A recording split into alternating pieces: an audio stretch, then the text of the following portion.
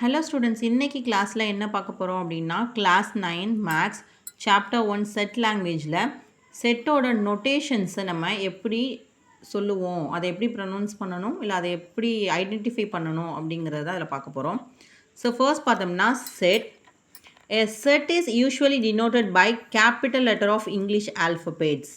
அதாவது செட்டை நம்ம எப்படி டினோட் பண்ணுவோம் அப்படின்னா, செட்டுங்கிறத எப்படி நம்ம டினோட் பண்ணுவோம் அப்படின்னா ஏபிசி அப்படிங்கிற இங்கிலீஷ் ஆல்ஃபபெட்ஸ் இருக்கு இல்லையா, ஸோ அதோட கேபிட்டல் லெட்டர் இங்கிலீஷ் ஆல்ஃபபெட்ஸை வச்சு தான் நம்ம செட்டை டினோட் பண்ணுவோம். எக்ஸாம்பிள் கொடுத்துருக்காங்க பாருங்கள், ABPQXY etcetera. So second one பார்த்தோம்னா the elements of set is written within curly braces. அதாவது ஒரு செட்டை வந்து நம்ம கேபிட்டல் லெட்டரில் டினோட் பண்ணுவோம்னு பார்த்துட்டோம். ஸோ செட்டோட எலமெண்ட்ஸ், அதோட ஆப்ஜெக்ட்ஸ், அதோட எலமெண்ட்ஸ் எதில் எழுதுவோம் அப்படின்னா ரெண்டு கர்லி பிரேசஸ்க்கு நடுவில் எழுதுவோம். Open curly braces and close curly braces, இதுக்கு நடுவில் எழுதுனா தான் அதை நம்ம செட் அப்படின்னு டிஃபைன் பண்ணுவோம்.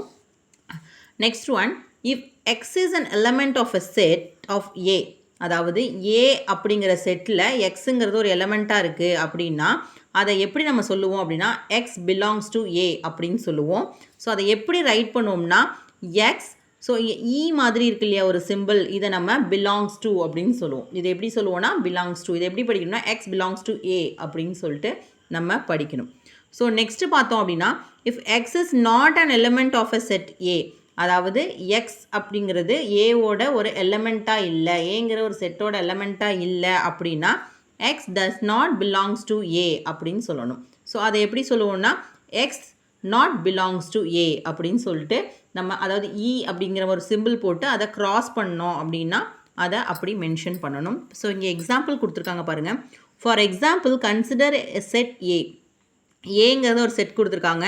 ஸோ நம்ம கேபிட்டல் லெட்டரை டினோட் பண்ணியிருக்கிறதால இதை செட் அப்படின்னு நம்ம பார்த்துட்டோம். நெக்ஸ்ட்டு செட்டோட எலமெண்ட்ஸை நம்ம ரெண்டு கர்லி பிரேசஸ்க்கு நடுவில் எழுதணும். ஸோ 2, 3, 5 and 7 ஆர் இதோட எலமெண்ட்ஸ். ஸோ ஃபர்ஸ்ட் ஒன் பார்த்தோம்னா 2 is an element of A. இதை எப்படி எழுதணும் அப்படின்னா 2 belongs to A. 5 is element of A. So ஏங்கிற செட்டில் 5 இருக்குது. இது எப்படி எழுதுனா 5 belongs to A. So 6 is not a element of A. So 6ங்கிற எலமெண்ட் இந்த A செட்டில் இல்லை. ஸோ அதனால் அதை 6 not belongs to A அப்படின்னு நம்ம சொல்லணும். ஸோ இதுதான் செட்டோட நோட்டேஷன்ஸ். என்னுடைய வீடியோ உங்களுக்கு பிடிச்சிருந்துச்சுன்னா லைக் பண்ணுங்கள், உங்கள் ஃப்ரெண்ட்ஸுக்கு ஷேர் பண்ணுங்கள். ஏதாவது டவுட்ஸ் இருந்துச்சுன்னா கமெண்ட் செக்ஷனில் அதை கமெண்ட் பண்ணுங்கள். என்னோடய சேனலை சப்ஸ்கிரைப் பண்ணிவிட்டு பக்கத்தில் இருக்க பெல் ஐக்கானை ப்ரெஸ் பண்ணிட்டு ஆல் அப்படிங்கிற ஆப்ஷனை கிளிக் பண்ணிங்க அப்படின்னா நான் போடக்கூடிய வீடியோஸ் உங்களுக்கு உடனே நோட்டிஃபிகேஷனாக வரும். தேங்க்யூ ஃபார் வாட்சிங் மை வீடியோ.